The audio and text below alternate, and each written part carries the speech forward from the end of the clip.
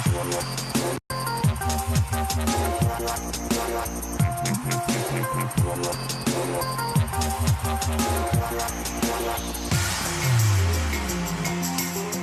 going today? It's Stan Brown here with you on a Monday. You are watching Rochester First. This is the Endgame. Bills, Chiefs. The business was handled by Buffalo over the weekend. Give the Bills credit. We're going to talk a lot about that for sure. We're also going to hit on the World Series.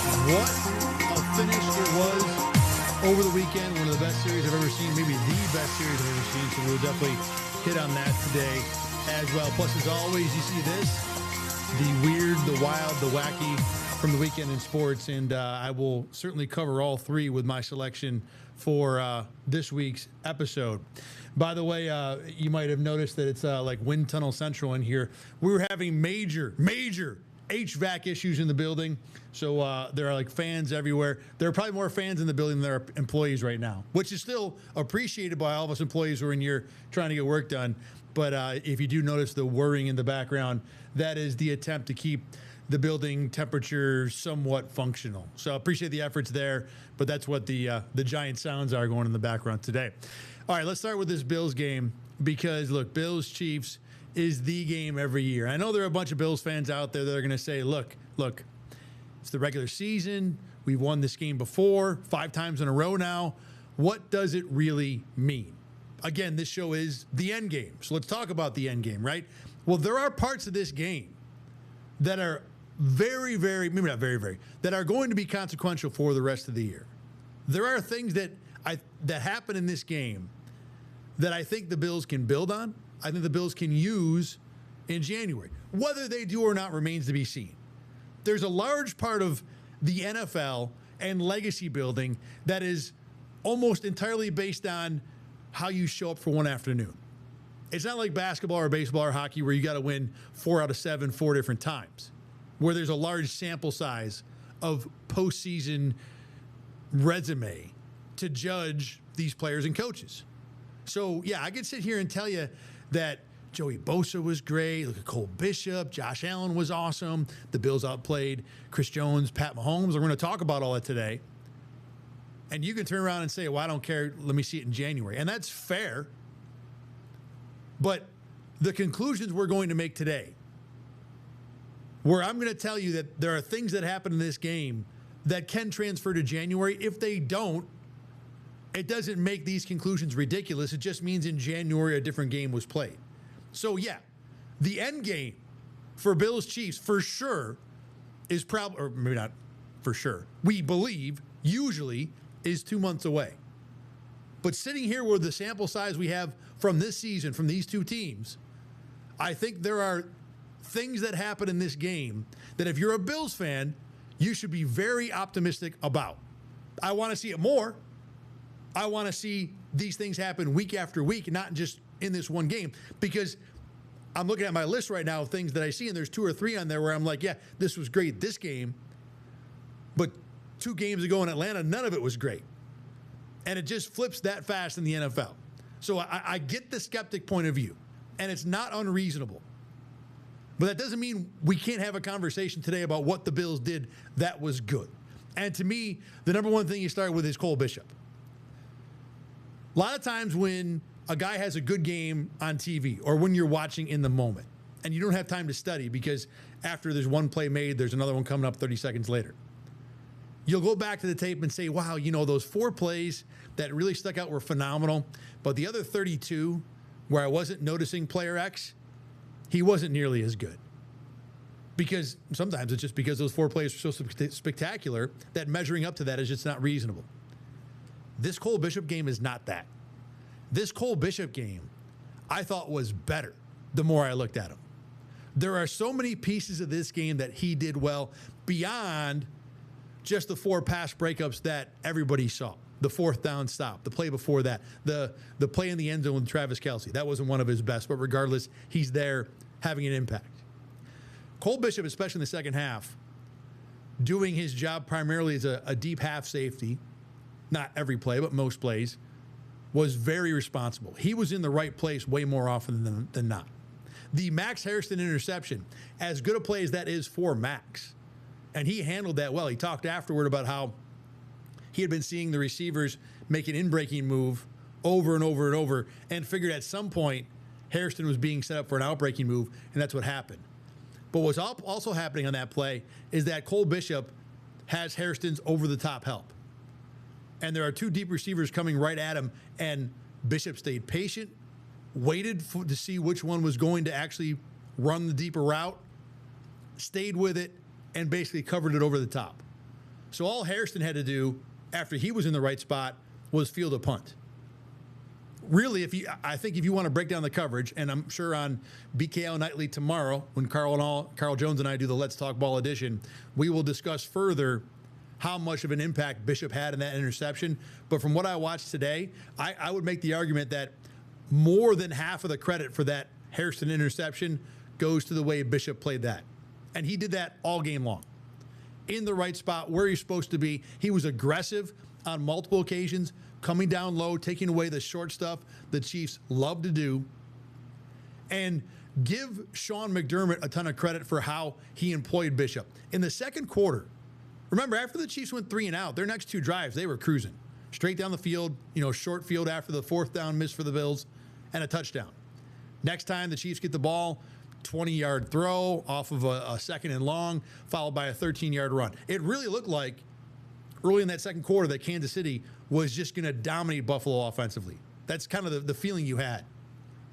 But then they get bogged down, forced to kick a field goal on that drive. Next drive, Chiefs, a couple plays, then get stopped on 4th down. What the Bills did there, I thought, was genius. Remember, you don't have Taron Johnson in this game, so you don't have your normal nickel corner. Cam Lewis is playing that spot for Taron. But Cam Lewis is kind of your utility knife on defense. He can play nickel, he can play some corner, he can play safety. Safety and nickel are his better 2 positions. So what the Bills did on the third, it was the 2nd and 3rd down before the field goal, and the 3rd and 4th down that turned into the 4th down stop. They used Cole Bishop as the nickel and dropped Cam Lewis deep into safety. It's a look I've never seen before. And it's a great fit for Bishop because Bishop is at his best when he can just be athletic, in my opinion, when he can attack, when he can face forward, see what's in front of him, and go get it. And a couple of those pass breakups were him doing exactly that. The 4th down stop on Hollywood Brown was Cole Bishop playing in the nickel and attacking a short route. Coming across on Xavier Worthy, the play before that, that's Cole Bishop in the nickel playing man coverage and being aggressive. So without Taron Johnson, your normal nickel corner, the Bills, for a little while in this game, came up with a very unique, creative wrinkle that I'm sure had to confuse the heck out of the Chiefs. And it allowed your players that you had available, what was left with Taron Johnson and Taylor Rapp out, to play in spots that they were still very comfortable. Cam Lewis can hang at safety. Jordan Hancock's young, but he was the other safety in those plays. He's fine playing back there for the most part. He had a couple mistakes, but I thought had a decent game overall. Regardless, the Bills were using him in a spot that can work, that did work. And then you're using Cole Bishop differently in a new way that hasn't been seen before on film, but not something that's so out of position for him that it forces him into a bad play or a bad decision. So this game for Cole Bishop, if you see more of these, this is a guy that's going to come into his own as the high draft pick the Bills thought he was going to be. Remember, this is a top 60 pick, a low 2nd round pick. These are guys that you depend on when you have an expensive quarterback contract to be the foundation of what you're trying to build. You need those guys to be starters more often than not. You don't need them to be great. And I don't know if Cole Bishop is near that yet. He had a really good game. But if you can forget about the plays you saw, forget about all the pass breakups and everything. If you can get Cole Bishop to be what he was on those other 25 snaps in the second half, where he's doing his job, where he's in the right position, where he's covering up the top of a play so a guy like Max Hairston can make an interception, then you're going to get plenty of your money's worth out of that 2nd round pick. So no doubt that the guy that I'm most impressed about and encouraged by coming out of this Chiefs game is Cole Bishop. And it's not only about the plays that everybody saw, the plays that stuck out. It's the other stuff too. Now, speaking of Max Hairston, this was one where you saw the big plays, the interception, obviously, and then there's the one-on-one route with Xavier Worthy down the sideline where he hung with Worthy all the way down the field. Great play. Beyond that, there wasn't a whole lot else. And this is not a knock. The Chiefs just never really tested him much. He only played half the snaps, so he didn't have the full game. Cole Bishop played every single defensive snap in that game. Max Hairston did not. He played about half again. So the Bills are still working him into the lineup, getting him a feel for everything. Sean McDermott talked about it after the game that even in practice, there are some things that the Bills have to repeat because Hairston's not familiar with it because he didn't play in training camp, which again is what we talked about, the difficulty with getting him back acclimated into the lineup. You can't do training camp stuff that he missed over again in the middle of October. So the Bills are playing a little catch up with Hairston, and it's going to be slow. I don't know how soon they would want to use him as a full-time starter. I'm sure that's the goal, but in this game it was 50%. So even though that the Chiefs didn't throw his way a lot or really try and work him with some more complicated route combinations, he was still where he was supposed to be. This is a lot like what we saw against Carolina. He did his job. He looked comfortable. He didn't look like the game was too big for him. And in this game, obviously, he made a couple plays too, which accentuates things a little better than the Carolina game where the extent of his plays was just one tackle. That's all you're asking for a guy like that. I mean, if you can get in game 2 of a rookie in your secondary a performance where he didn't blow anything, that's a win. And then when you get the one-on-one with Worthy and the interception on top of that, all that stuff is gravy. Encouraging for sure. But the rest of what I saw with Hairston wasn't as good as the Bishop stuff. Not because he played poorly, just because the Chiefs didn't try him much. And there's a part of this too where he is the number 2 corner, right? He's not going to get tried as much. That's what you have Christian Benford for. The guy who you think is going to try you, who's going to try and beat you, that's the guy you put 47 on. Max Hairston's the other corner. So you want him to handle the other stuff, the stuff that's less likely to be problematic. Now, we saw early in the year that even the second corner, the second receiver, can be a problem. That Trey White can be a guy, when he's not playing well, can get picked on. And that same thing can happen for Max Hairston. That has not been attempted yet. Not because, again, Hairston did anything wrong, just because of the way the offenses have gone, what's going on up front. There just hasn't been an opportunity for a team to really attack him at this point. Also because he's only played, a little less than half the snaps total of the last 2 games. But what we've seen from Hairston so far is at the minimum optimistic. And then obviously you get the interception and the one good route. So you get the little bit of flash stuff too. So Hairston is definitely trending in the right direction. Again, half the snaps, after I think he played just a little less than half the snaps against Carolina, tells me that the transition period with him is going to be slow. The Bills get Miami this week, so another, at least in theory, tough passing game. It's not Tyreek Hill and Jalen Waddle, just Jalen Waddle. But it's better than, playing, it's a better test than like playing the Jets or Carolina with Andy Dalton. So there will be more on Max Hairston's plate, I assume, as we go. Week after this one is Tampa. Depending on how many receivers the Bucs have healthy, that will be a really good test for Hairston as the number 2 corner. But everything is wheels up so far. Wheels down. That would be the Michael Hoyt situation. Obviously, so unfortunate. The guy comes in with all the juice, great teammate. Even yesterday after he suffers the torn Achilles, he's still on the bench watching his team. Sean McDermott said he didn't want a cart to go back to the locker room. So the perfect teammate, great attitude, smart guy, went to an Ivy school, and now he's gone for the year. And this is on top of a defensive line that's already lost Ed Oliver, likely for at minimum the rest of the regular season, if not a whole lot longer. I think that the idea that he's going to play even in the playoffs might be optimistic, to put it generously. Dwayne Carter's gone, for what that's worth. I mean, I don't think he was expected to be a guy that you depend on at defensive line, but certainly a guy who can be a part of the rotation. TJ Sanders is currently hurt, but he should be expected back at some point later this year. We just don't know when. So what do the Bills now have left at defensive line? I'm flipping through the notes just to make sure I'm not missing any trades right now. I think we're all good. All right. So at end right now, healthy, without Hoyt, the Bills still have Joey Bosa, Greg Rousseau, A.J. Epinesa, and Javon Solomon, sort of. You know, he's not, I think, a full-time rotational player. He's actually been okay, I think, when he's been in the game. But the Bills have used him as a pass-rushing defensive tackle, I think trying to get his speed against slower, less athletic interior offensive linemen. So I don't know how much you want to count on him as a defensive end, but right this second, the Bills don't have anybody else. So those are your 4 DNs. You can live like that, but it ain't good. You're good at the top with Bosa and Rousseau. We'll talk about Bosa a little more in a minute here. But depth-wise, it is very, very thin without Hoyt.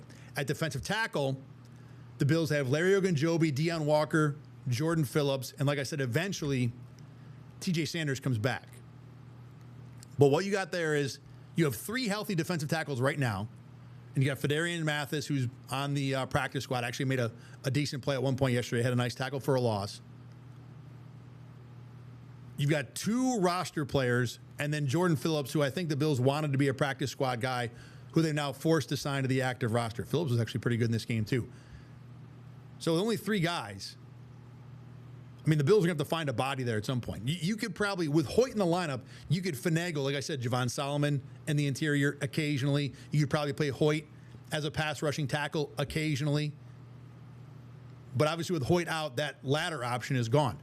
So you've got 7 healthy defensive linemen right now. 1 guy, like I said, Jordan Phillips, who the Bills probably wanted to keep on the practice squad all year. You will have 8 at some point when TJ Sanders comes back. I think he's eligible this week, but I wouldn't expect him to come back because we have not seen him doing anything around the team at all. But at some point, you'll have an 8th body. The Bills generally like to have more than 8. So there's going to have to be a trade or a signing or something. And I would think with the trade deadline coming up, it's 25 hours away. Tomorrow at 4 is when trading is done for the year. I would be very surprised if the Bills don't add some sort of defensive tackle help. Devontae Sweat from the Titans is an option. People throwing on Harrison Phillips, who's playing for the Jets. I think that's a viable option. Although the Jet situation is weird in that, yeah, they've got nothing to play for this year, but they've got absolutely nothing behind Harrison Phillips, a defensive tackle. And if you're a new coach like Aaron Glenn building something, I think you want to at least be functional on the team. You can trade away a Breece Hall because you have other running backs that can make you functional. If you trade away Harrison Phillips, the Jets' run defense might be so bad that you can't build anything this year. Doesn't mean that the Jets wouldn't make the trade, but it's different than the Titans situation with Sweat because they've already fired their head coach. There's no one there trying to build anything. You know, you can make an argument that if you're Tennessee, just throw everything off the ship and start over fresh next year. And they're not going to do that because Justin Simmons is staying, and obviously on offense, you want to have some pieces for your rookie quarterback, Cam Ward. But regardless, with the Bills, I think Brandon Beane will find something. There has to be something out there that will make sense and at least become a functional body for the Bills. And with Hoyt gone, you can make the argument that defensive end is at maybe not as big a need, but is certainly on the list of needs now. It's not just D tackle. Because you can sign an end and move Javon Solomon inside a little more to help take up some of the slack, at least on passing downs to tackle. And there's a viable argument there, again, with only 7 healthy bodies on the roster, on the active roster, that the Bills might need to add 2 guys. Not great players, but again, rotational, functional bodies. So Brandon Beane's got a tough ask coming up here because there's already, as many fans will tell you, a need at receiver. And whether or not there's going to be a big impact receiver available to the Bills, I don't think the big names are going to get traded. No Chris Olave, certainly not an A.J. Brown. Brian Thomas Jr. actually had a little bit of an injury, got dinged up in the game yesterday, so I think that probably takes him off any list, although it was very unlikely he was going to get traded in the first place. But you could go out and get a Rashid Shaheed. You can probably find a depth receiver. But if you're going to do that, you're going to spend resources there that you clearly now need a defensive line. So this is a tough trade deadline for Brandon Beane. I think bottom line, the Bills will add at least 1 body on that defensive line. But I'm not sure if they will want to spend whatever resources are left to go get a receiver. We're not talking about high-level resources either. The Bills might be able to get all this done with like a 7th, a 6th, and a 5th round pick. But again, we're talking about why the Cole Bishop and Max Hairston development is great. You need those picks to hit, even the low ones. Those are the ones that Brandon Beane has done the best job with over the last few years. Christian Benford, Taron Johnson, Matt Milano. These are all 5th round picks or later. So if you're Brandon Beane, you should be a little bit reticent about just jettisoning those away on defensive linemen you're going to use for half a season because you've had a bad run of injuries there. Either way, the next 24 hours are going to be very fascinating to see what the Bills do. I want to talk about offense for just 1 minute. It was a weird offensive game in that James Cook was James Cook. He's fantastic, number 2 in the NFL in total rushing yards. And the guy who's ahead of him, Jonathan Taylor, has played one more game. So really, James Cook is the rushing yards leader, at least yards per game. So he did his thing. Josh Allen sets the franchise record for completion percentage and really wasn't spectacular at all. He just did what he was supposed to do. Drop back, find the open receiver, let the ball go. No weird scrambles. No players were hurdled in the making of yesterday's win. Josh was just clean and competent. There was one Josh play I do want to talk about, and we discussed this a little bit on BKL Nightly yesterday in the Game Day Recap edition that you can find over on the on-demand part of Rochester First here. The second Dalton Kincaid big play was one where Josh Allen sat in the pocket a little longer than he normally does. One of the things that's been hurting Josh is that because no one's winning down the field, it feels like he talked about it after the Atlanta game. He was getting eager, or after the Carolina game, excuse me. He was getting eager to make plays is what he called it. And really what he's saying is, I don't trust what's happening down the field, so the only way I'm going to get anything done is by getting out of the pocket as fast as possible. Well, on this play, he sat there an extra beat. He allowed Dalton Kincaid to continue his route across the middle until he cleared and became a big play. That's something that maybe Josh Allen 2 or 3 weeks ago would not have allowed to properly develop because he just doesn't trust the structured part of the Bills' passing game right now. So that was the one notable Josh Allen play. And the thing was notable because of Josh Allen under getting himself involved in that play, of Josh Allen not overdoing it and trying to, create something where it wasn't already there. This play was there. He just had to wait for it to come to fruition, and he did. It was a good play by the quarterback. As for Kincaid, had a good debate with Caleb Carr on BKL Nightly last night. I know he's got 2 100-yard games now, and there has to be, and deservedly so, optimism about where Kincaid is going. But again, even in this game and a bunch of other games this year, the Kincaid big plays are less Kincaid doing something great and more him just being the guy who's there when the Bills work their offense or attack something else. There was a long touchdown against the Saints. That's a play where the Bills are simulating a quick screen, but instead they want to hit a blocker down the field, and Kincaid is the guy going down the field because he's usually the blocker in on the screen. So it's not like they're using him uniquely for that situation. He's the guy that's always in there, but when you go to the trick play off that, Kincaid's the guy who gets the touchdown. Similarly, in this game, as much as Kincaid is a part of making those 2 big catches he had, the 28 and 47-yarder, really what the Bills were doing more, it seemed, was targeting linebacker Drew Tranquill, who had an awful game. Most of the Kincaid production was Drew Tranquill doing the wrong thing or looking bad or being out of position or on the touchdown, just tripping maybe on his own 2 feet. I couldn't tell if Kincaid caught him while making his move, but at some point Tranquill just goes down and Kincaid's wide open. I know Kincaid has been productive, and if you look at his numbers, he's 4th right now, yards per game for tight ends, 5th among tight ends for touchdowns.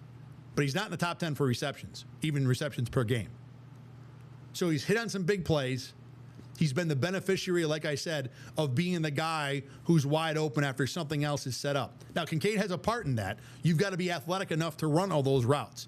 You've got to be athletic enough, not necessarily on the touchdown, but on the 47-yarder, to turn that into a big play after you make the catch. Yeah, there's open space there, but not every tight end is as quick or as athletic as Kincaid is. So he gets a part in that for sure.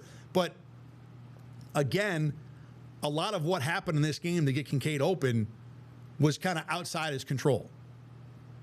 It was 23 for Kansas City being poor.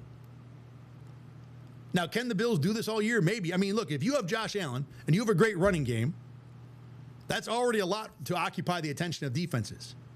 So if it's a situation where I'm worried about 17-4 and how to get around this blocking scheme to get to 17-4, I don't have time to focus on 86 to push coverage his way to make sure he's not a problem.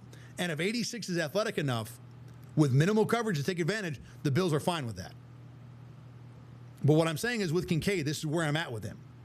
You know, he's not dictating, he's not creating these mismatches on his own. He is certainly he's faster than most tight ends to be more of a problem in open space.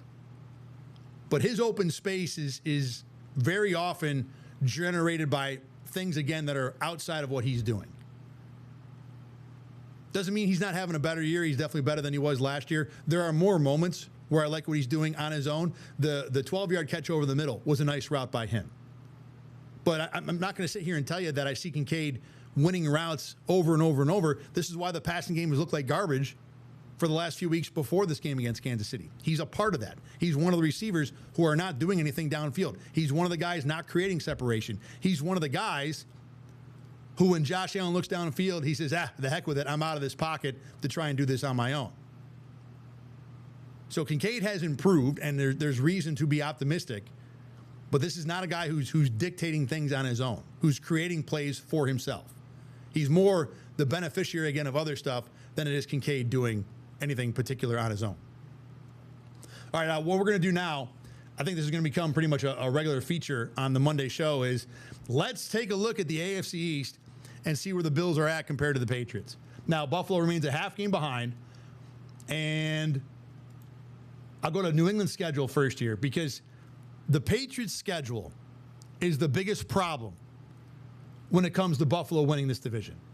New England has such a softy schedule this year. It's laughable. And I like the Patriots. I've liked a lot of what they've built. I think Drake May certainly can be a top 10 quarterback for a long, long time. But man, they keep getting all the breaks when it comes to the schedule this year. Their wins this year are Miami, Carolina, Buffalo, New Orleans, Tennessee, Cleveland, Atlanta at home. Atlanta's won one game away from Georgia.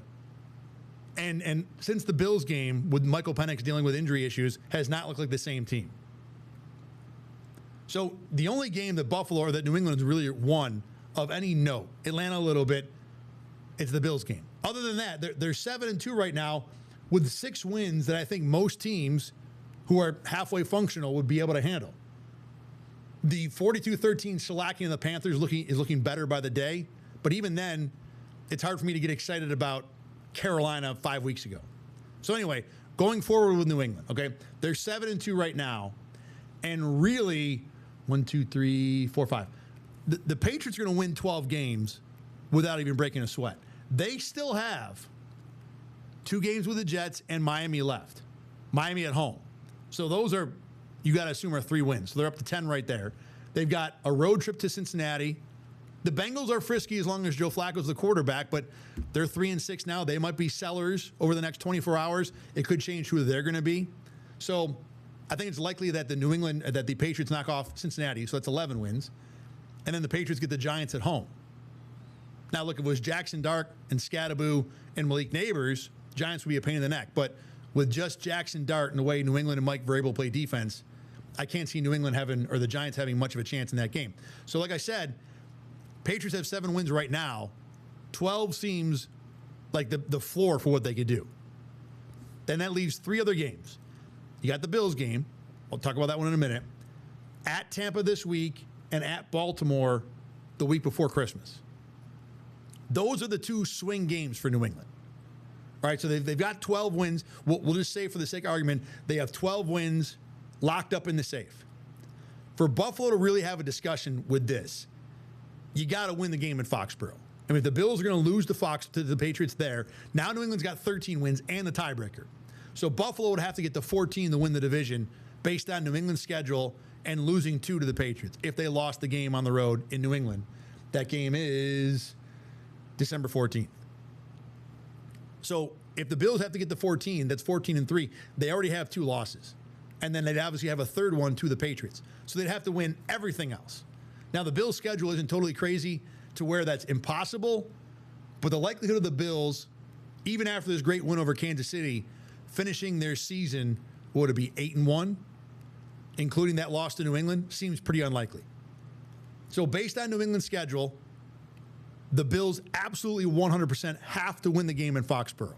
So if we assume Buffalo wins that game, so now we've taken New England's schedule and we've accounted for 15 of the games. They're going to win the 5 that are easy and lose to Buffalo. So that's 12-3. So that leaves you the Tampa game and the Baltimore game. Those are the swing games. And the Tampa game is this weekend. So this game this weekend for New England is a huge one when it comes to the AFC East. Because if New England wins that, now you're talking about even losing to Buffalo, they're probably 13-4. And even if Buffalo does get the split and win in Foxborough, they still might not win the tiebreaker. That's still up in the air. The next tiebreaker is common games, and we're not even close to figuring that out. So if New England beats Tampa and essentially has 13 wins now in the bag, Buffalo beating New England to even have a shot might have to still go 14-3.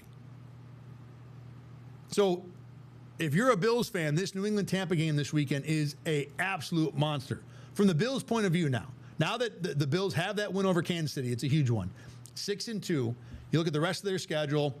In terms of games they're almost certainly going to win, there's one more with the Jets and one more with the Dolphins. Dolphins this week. On the road, a little dicey, but Buffalo should handle it. So let's give Buffalo 8 wins total. They've got Cincinnati at home. If we're giving New England the road game against Cincinnati, we're 100% giving Buffalo the home game. So that's 9 wins. And you got the Browns, that's 10. So Buffalo should be good with 10 wins. And then we're going to assume they beat New England because the scenario to win the division with a loss to New England seems next to impossible. That's 11 wins for Buffalo. Your other 4 games that matter: home for Tampa, at Houston, at Pittsburgh, and then the Philly game the second last week of the year. So if you beat New England and you give New England their 3rd loss, and we assume New England doesn't just run the table otherwise, that means New England maxes out at 13-4, right? If the Bills are at 11 wins with the ones we assume that they're good about, and then you've got 4 that are kind of toss-ups, if you split those 4, that gets you to 13. So that to me, I think, is kind of the bottom level formula for Buffalo this year. Win the games you're supposed to, go to Foxborough, win that, and then you got to at least split Tampa, Houston, Pittsburgh, and Philly. Houston and Pittsburgh on the road. That seems very doable. You know, Houston's offense is atrocious, but their defense is a pain in the neck. I have no idea what to make of Pittsburgh right now after beating Indy. I mean, they look terrible against Cincinnati, and then they own a Colts team that's dominated everybody. So I have no read on that game at all. Tampa at home, at least will be at home, but the Bucs have the type of offense that might even be better than Kansas City. And then Philly is Philly. You know, if they care about winning that game, they'll be a pain in the neck. Who knows what frame of mind that team is going to be in by the time we get to December 28th. So beat New England, split those other 4, and I think that's what the Bills, like, if you do less than that, you're not winning the division, barring some New England meltdown. If you lose 3 of those other 4 games and or lose to the Patriots, then the Bills are a wild card.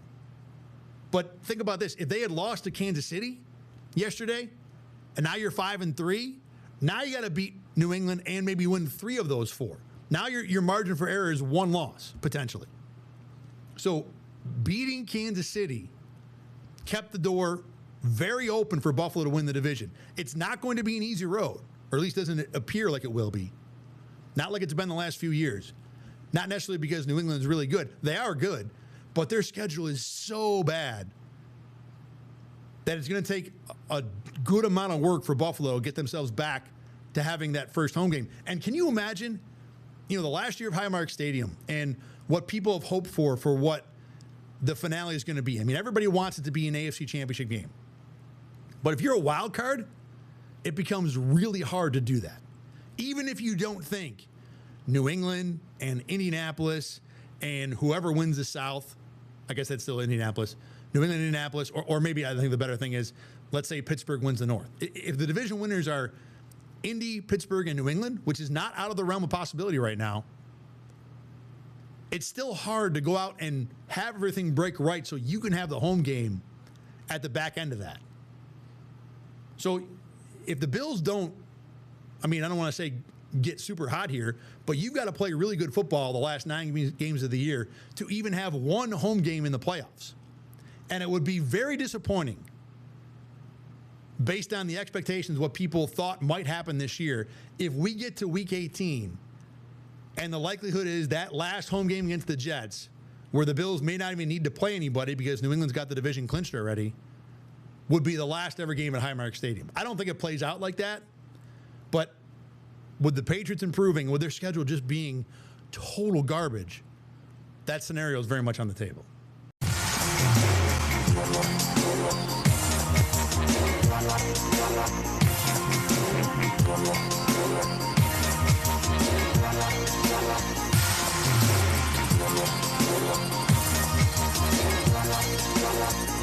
Sorry about that, y'all.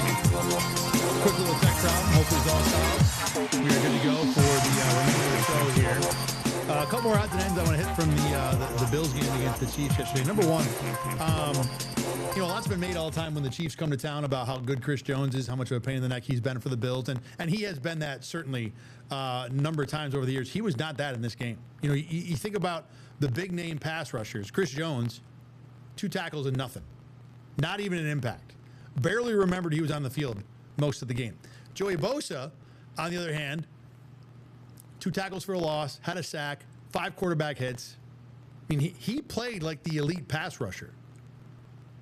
And yeah, we go back to the top of the show. How much of this game is going to be transferable to January? Well, Joey Bosa showed you he can be the star. He was that in this game.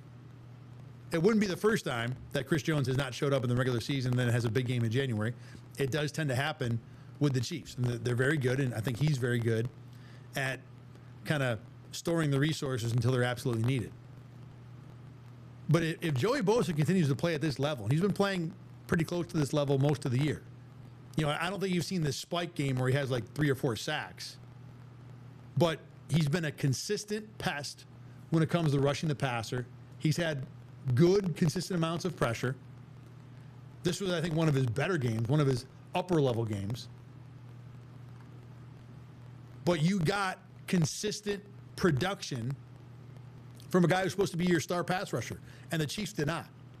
I mean, Joey Bosa wildly outplaying Chris Jones is no small part of why the Bills won this game. And even if that normalizes, right? If Joey Bosa is here and Chris Jones was here, you expect it to come together a little bit. But if it's this, or if it's Joey Bosa a little ahead, the Bills will sign up for that in January. If your star pass rusher is the better one, when and if these teams meet in the playoffs, that would be a brand new thing for a Bills-Chiefs game. That's what we talked about top of the show. How much of this is going to be different? Because if it's the same old Bills regular season win, we all know how that ends. With Josh Allen walking off the field with his head in his chest because Patrick Mahomes is moving on and he's not. Well, getting someone else to pick up the slack is a big part of what the Bills are looking for. And in this game, Joey Bosa had oodles of slack. So among the different things that Bills fans should be encouraged about, I don't want to dismiss Bosa as a part of that. Because as much as he outplayed Chris Jones, that is a notable difference to how these games have gone. Even the games where the Bills have won previously in the regular season, there was that one great Greg Rousseau game when he was a rookie, had the interception. Outside of that, very rarely do we look at a Bills regular season win and say the pass rusher was the star. Von Miller had some notes, had a big sack, but most of the time it's been the Bills winning with Josh Allen, offense, secondary, not the pass rush. So I thought that was a pretty big development. A couple other quick things too. The field goal at the end of the first, or the end of the game for the Bills, I thought it was the wrong call in the moment yesterday. Analytically today, I saw Seth Walder on X. He's very good with the end of game and the go for it, not go for it stuff. He absolutely crushed, by the way, Andy Reid kicking a field goal at the end of the first half.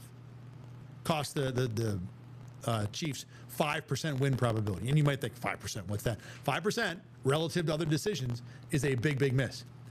The Bills kicking a field goal at the end of the game was, I believe, was the worst choice they could have made. And the best choice, your guy was on it. Punting the ball away was what the Bills should have done. Now, like we said yesterday, all the choices were going to be good. Punting the ball would have given the Bills a 99.9% chance to win. Seems pretty solid.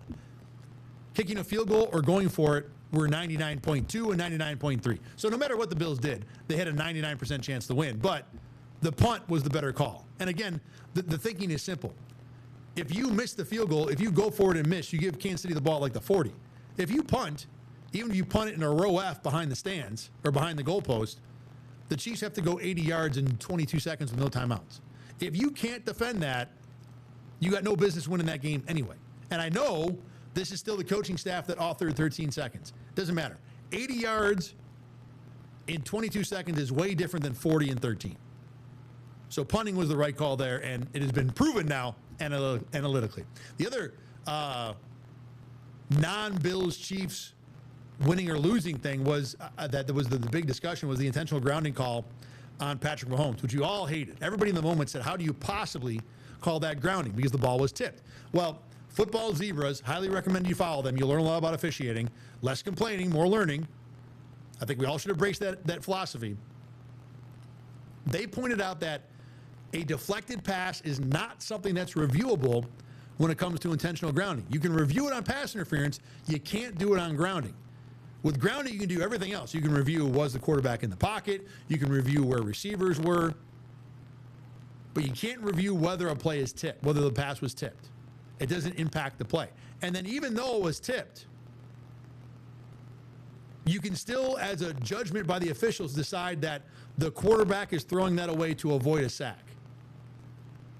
And the thing that I found most interesting about this is when officials use the judgment part of grounding, it's less, at least the way I'm reading this, it's less about exactly where receivers are and more about, is the quarterback obviously trying to get rid of a pass to avoid a sack? Now, there are a number of times when quarterbacks throw a ball away where you know that's just to avoid a sack, but there's a receiver right there. So it's a legal play. So obviously where the receivers are matters. But it seems like, from the way Football Zebras explained it, that the lean on intentional grounding calls is to favor the defense. So in that situation where, yeah, the ball was deflected, but the only receiver that was anywhere near where Patrick Mahomes was throwing the ball is running a go route down the sideline and is 5 to 10 yards beyond where the ball landed, even after it got deflected, there's reason to think that receiver was not going to be close enough to justify getting out of the grounding call. So after reading this from Football Zebras, and I'll repost it right now, let me get it out there. After reading this, I kind of think that was the right call. In fact, I don't just kind of think it. I think I really do think it was the right call. I think that I'm going to have to retweet it later. There we are. I think that when you consider that the ball being tipped, is that it here? Really can't be reviewable. Yeah, here we go. Okay, it's reposted. You can check out Thad Brown 7. You can find that post now. When you can't review a tipped pass, and you can still, basis of judgment, say that, well, that was not really to anybody, and you're clearly avoiding a sack, we're going to throw the flag, I think it was the right call. All right, real quick, I want to hit on the World Series before we get to UC this. And I'm not going to give this nearly the time it deserves. But what a series. I mean, it was just, everything was great about it. 7 games, multiple extra inning games. The thing I liked best about this was that it was so high level. Everything was great. The pitching was good. The hitting was good. The fielding was good. The Blue Jays lost the series and didn't make a single error. The Blue Jays lost the series, and Rochester native Ernie Clement set records for the most hits in a playoff. He had 30. The most singles in a postseason, he had 21. The most multi-hit games in a postseason, he had 10. Even his outs were loud. I know I saw some people on X saying, well, Ernie Clement's series couldn't have been that great because he was up with the bases loaded in the bottom of the ninth in the tie game and he got out. Yeah, he got out. He hit the ball 390 feet and the Dodgers made a great catch. If you had told Ernie Clement in March, you're going to be up with the bases loaded, 2 outs, bottom of the ninth, game 7, and you're going to hit the ball 385 feet to the gap, would you sign up for that? He would sign up for that 15 times out of 10. So Ernie Clement was amazing. Rochester is incredibly proud. It was cool to root for him. I know it unfortunate that it didn't work out the way he and I think a lot of Rochester would. We're still white and blue one more time here in the studio in honor of Clement and the Blue Jays. But I thought this was arguably the best World Series yet. This was the best one I've watched. Now, I kind of went through to a few other series to kind of see which other ones might be in that argument.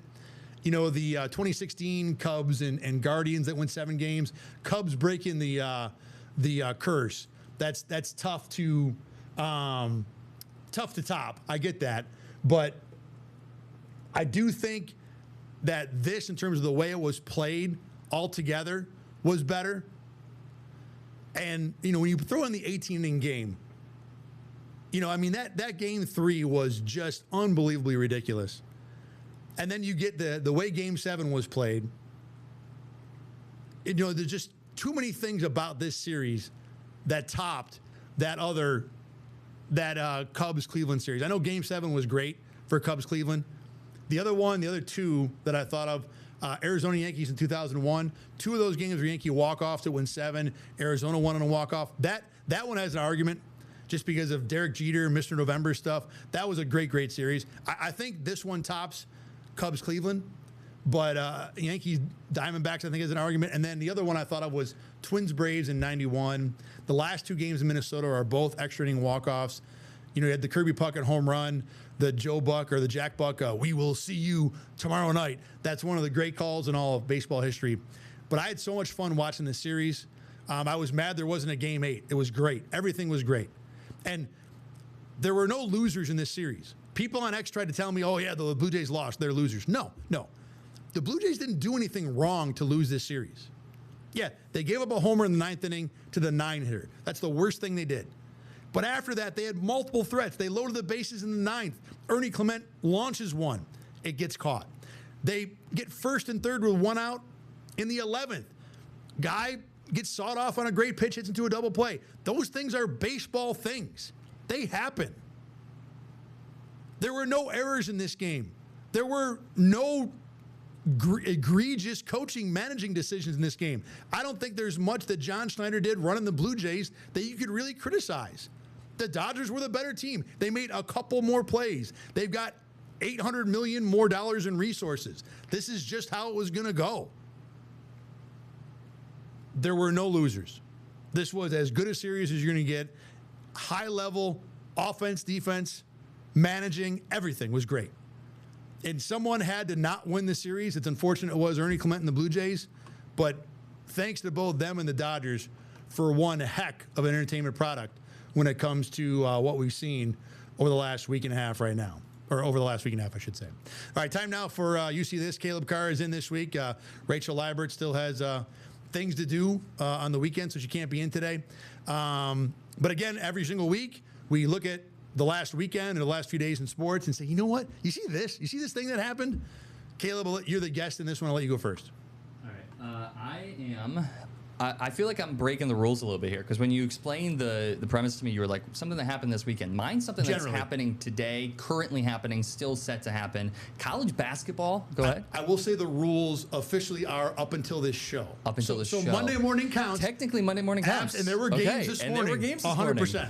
College basketball started today. The games this morning, there was a game this morning that started at 8 a.m., which is insane to me. You had Winthrop and Queens. Winthrop ended up winning that one. But St. Bonaventure, they played earlier today as well. Syracuse is going to play later tonight. Not only that, I know you said up until the show, but I got to talk about something that's going to happen tonight.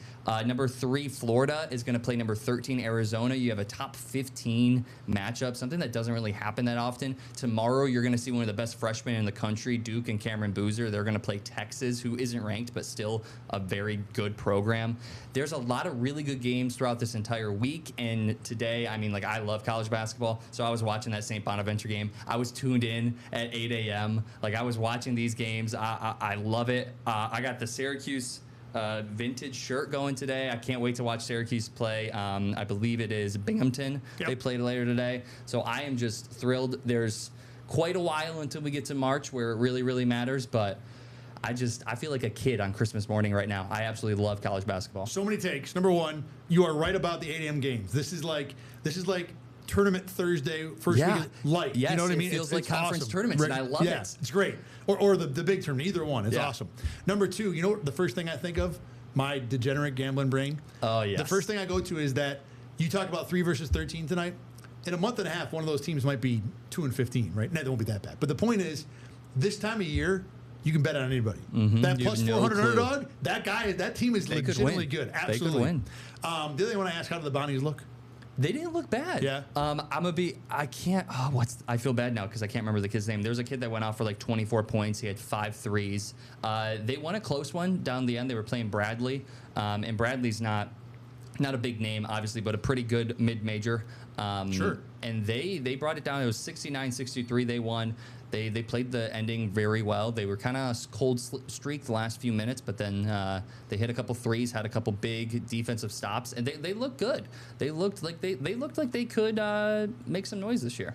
The other thing I was going to say is that my daughter's at Binghamton now, so for the first time ever, like my rooting interest for college has to do with like a family thing. You know, I remember when my daughter first went to high school after covering high school sports in Rochester for so long, and you think about, oh, I've got skin in the game all of a sudden. I've got a school that I'm for. I feel the same way. I saw Syracuse's schedule, and my first thought was, oh, Binghamton? Yeah. I guess I kind of got to root against them for this game, right? My daughter's going to school there. That's what it should be.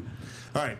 I'm trying to hook up some a quick picture here for, let me get it going here. All right, that'll have to do. Okay, so my did you see this is Matt Collins. Did you see the outfit over the weekend? I heard about it, but I didn't take a look. Let me get it for you. This will be my raw reaction. So let's see. This give me left monitor. I can do it. I have the power. Where did left monitor go? Here we go. Left monitor capture. Okay, let me do that. Hold still, everybody. We're gonna get it there. We're gonna get it there. Perfect. This will work. Okay. There he is. Oh, my goodness. Yep. I'm going to have to get off the ads here, but that's our guy, Matt Collins. So showing up in the full Revolutionary Soldier regalia, he apparently went to, I don't know if it was a practice of the game before, dressed as a chess piece. Like I did see that. A giant inflatable black pawn. I saw that. Right. Yeah. It's just nice to see that Mac Hollins is still Mac Hollins. Yep. Was he wearing shoes in the Revolutionary War picture? Yeah, he went all the way. He had shoes? Yeah. Wow, good for him. You gotta embrace the. He went full. Yeah, he said, you can't mess around with that. Right. you gotta, if you're gonna go that route, you gotta go all the way with that thing. So I appreciate him doing that. It was a really cool costume. And the other thing, I was disappointed when he showed up to Buffalo and just was barefoot. I wanted something big. So at least a ripped shirt or something. Yeah, give me a little love there or something. Yeah. I still like his what was it, Animal from the Muppets? Yeah, that was in Kansas City, the AFC Championship. Yeah, that's still my favorite. That was the coup de grace. Still my favorite. The Revolutionary Soldier thing here was high level. Yes. Because I mean, you had the musket. He had, everything. He had everything. The big mane of hair too. I don't know if that's Revolutionary War certified in terms of. That's Matt Collins' touch. Right. Exactly. Yeah. Right. So. It was just nice as I'm, circling around social media waiting for the Bills game to start. You see the picture of Matt Collins, and he marched in too. He's like, bah, bah, bah, bah. You can almost hear the drums pounding in the background. It was good to hear or to see that Matt Collins can still be Matt Collins. I love it. I miss him. I miss him in Buffalo. Obviously, he was kind of like a smaller name, and there wasn't really a thought that he was going to make much of an impact, but I thought he made a huge impact in Buffalo. He was good. He was good very in a lot good. of different ways. All right, Caleb, thanks for being in. Appreciate your time. We're going to be back on Thursday, of course, talking Bills and Dolphins. Thanks for watching the Endgame. I'm Thad Brown. We will see you then. Get the Rochester First streaming app today for everything you love from News 8 on demand, plus exclusive shows you won't see anywhere else. Search ROC and download for free on Roku, Amazon Fire, and Apple TV.